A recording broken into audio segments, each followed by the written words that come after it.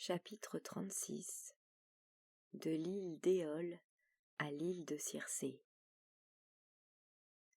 On peut s'étonner de ce qu'Ulysse, s'étant attiré l'inimitié d'un dieu aussi puissant que Neptune, n'en ait pas subi instantanément les conséquences.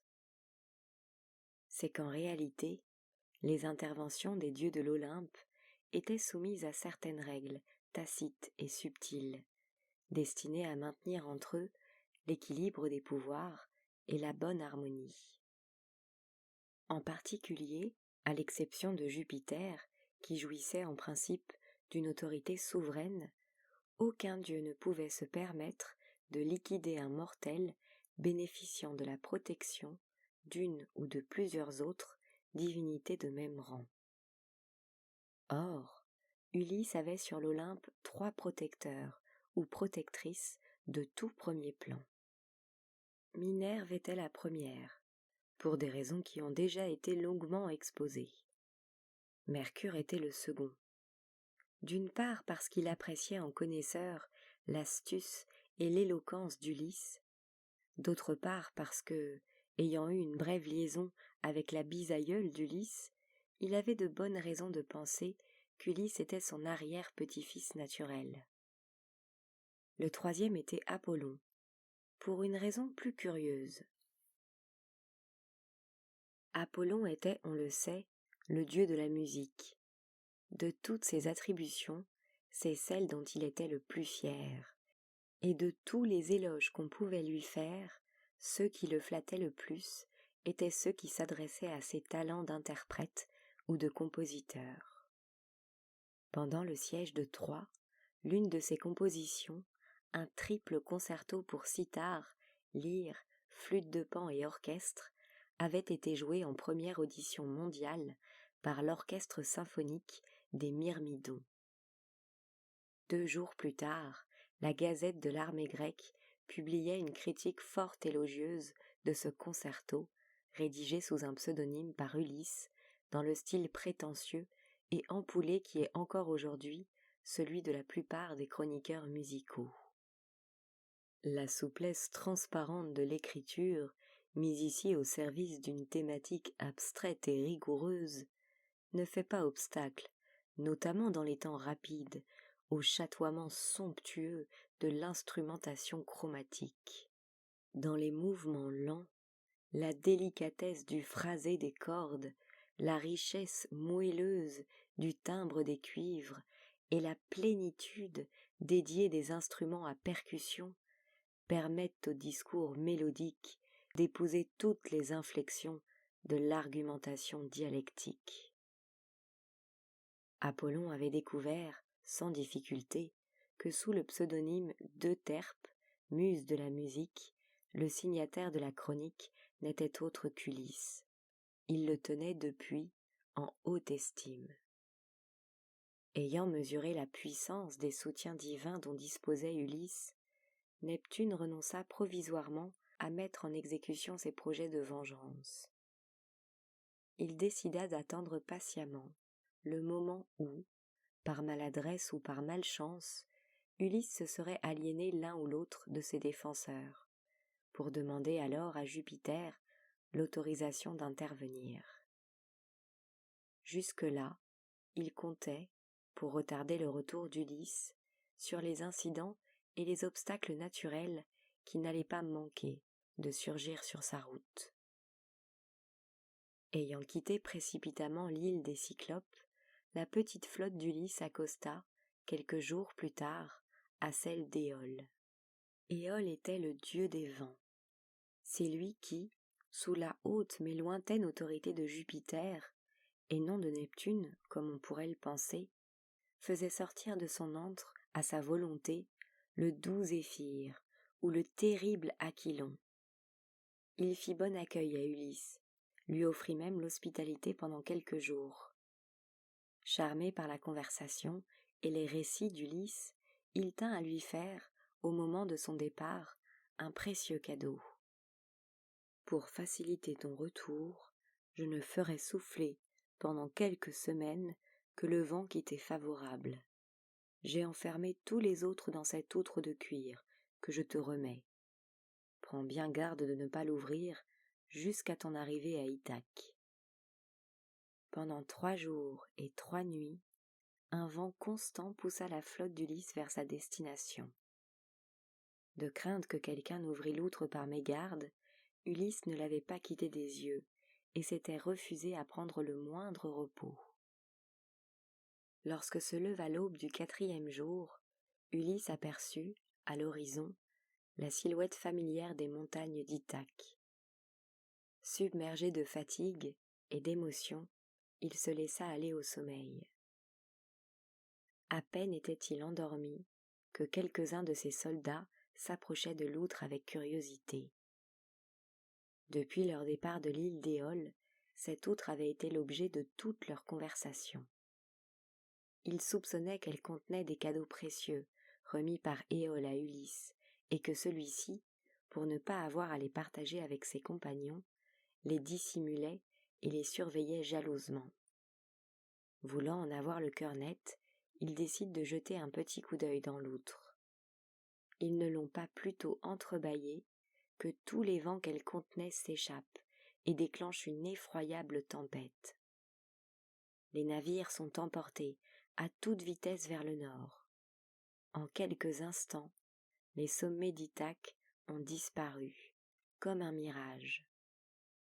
Après avoir dérivé pendant plusieurs jours, la flotte d'Ulysse aborde les côtes d'un pays inconnu, situé très au nord.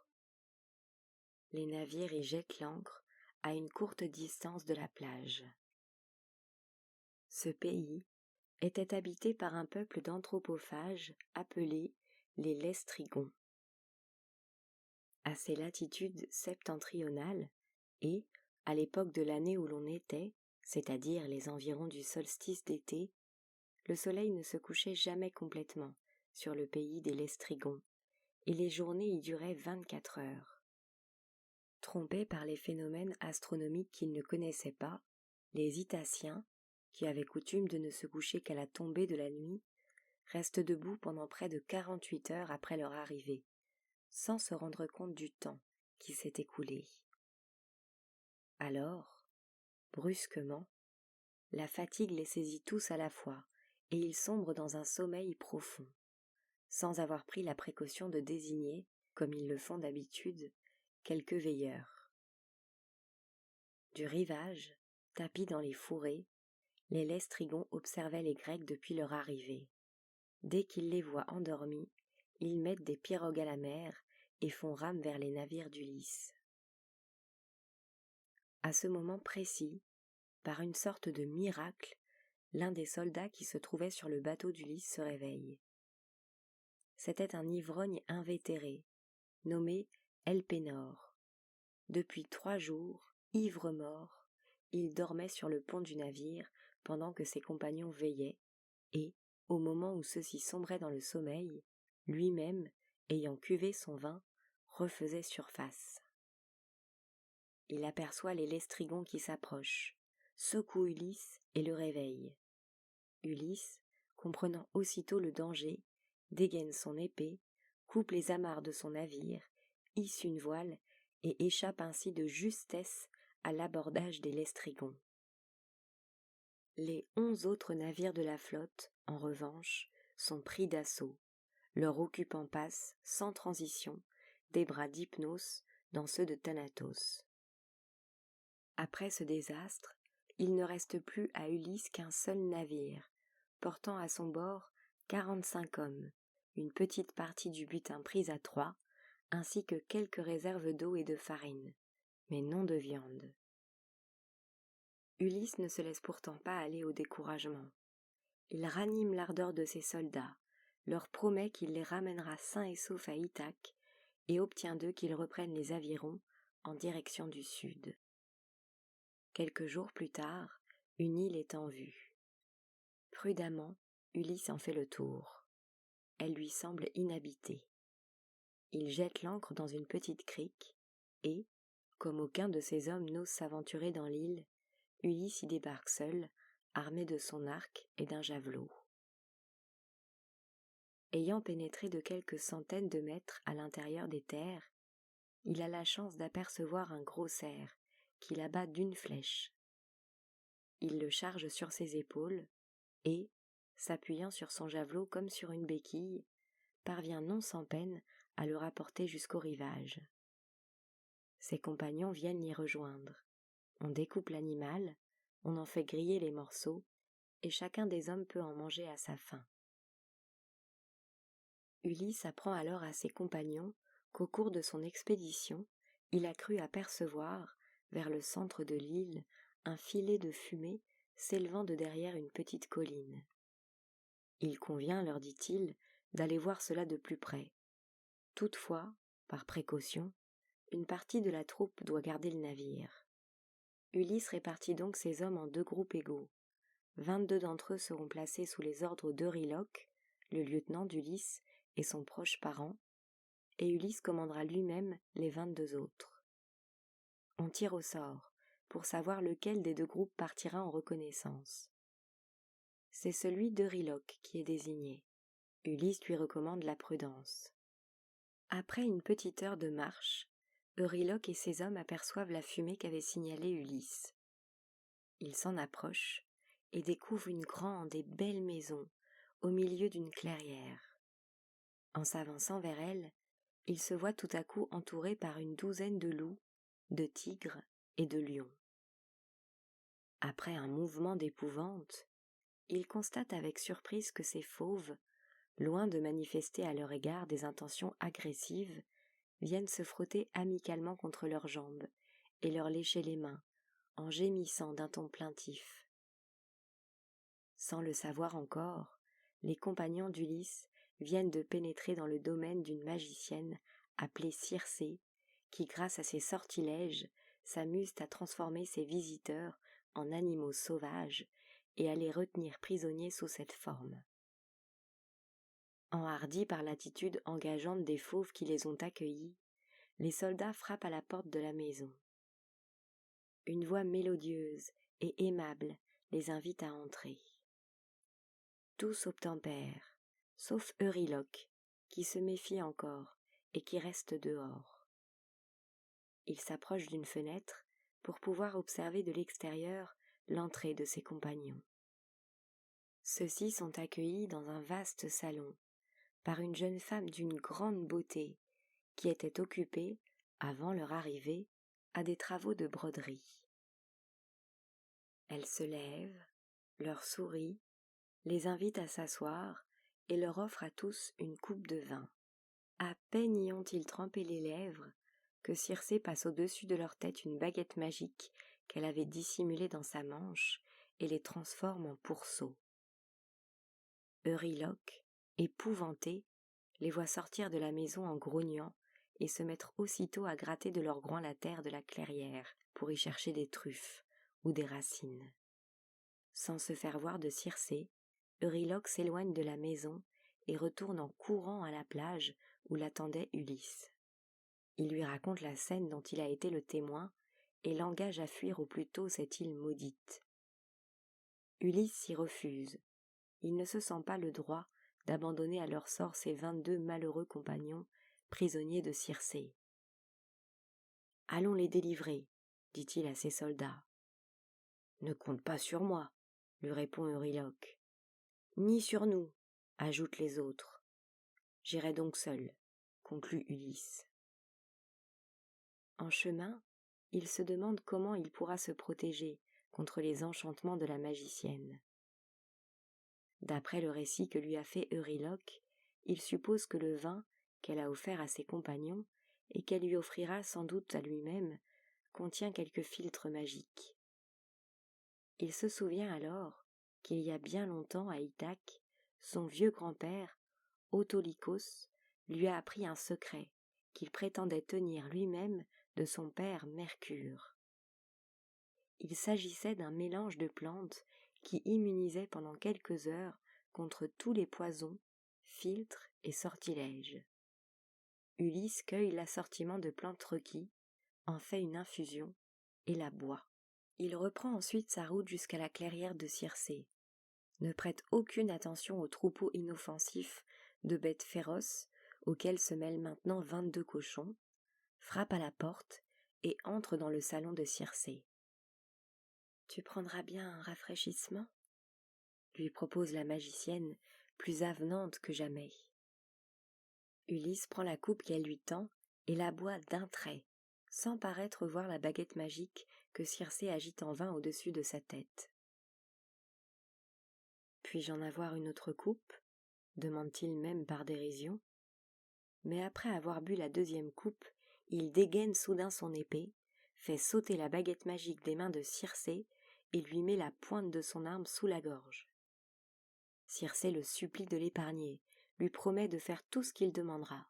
« Jure par le Styx, exige Ulysse, que tu rendras à mes compagnons leur forme humaine et que tu ne tenteras plus rien contre eux ni contre moi. » Circé accepte et tient parole. L'exploit d'Ulysse l'a même si fortement impressionnée qu'elle tombe amoureuse de lui et lui demande de rester quelque temps sur son île, en partageant sa couche. Ulysse y restera 1 an.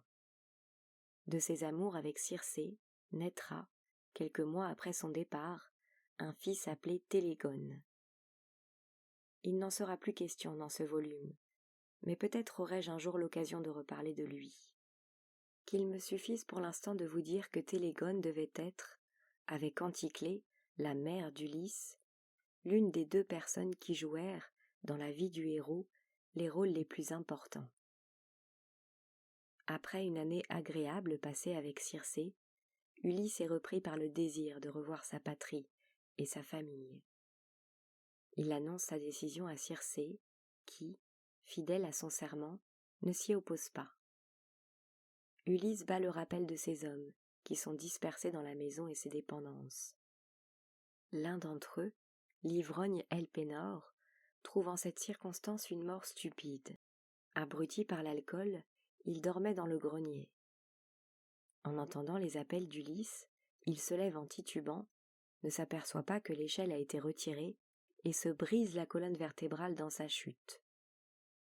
Malgré sa hâte de partir, Ulysse fait à son compagnon des obsèques décentes, en souvenir du service qu'Elpénor lui a rendu chez les Lestrygons. En prenant congé de Circé, Ulysse lui demande quelles sont les épreuves qui l'attendent encore. « Je suis magicienne et non prophétesse, » lui répond Circé. « Mais je peux te donner un conseil. Rends-toi aux enfers et consulte-y le devin Tirésias qui vient de mourir. Il pourra te dévoiler ton avenir. » Elle indique à Ulysse la route maritime qui conduit à l'entrée des enfers. Elle lui explique aussi que, pour faire parler Tirésias, il devra lui offrir le sang d'un bouc noir, breuvage très apprécié des habitants des enfers. Elle remet à Ulysse un bidon rempli de ce breuvage, et lui offre en outre de nombreux cadeaux d'adieu, avant de le laisser partir, à regret.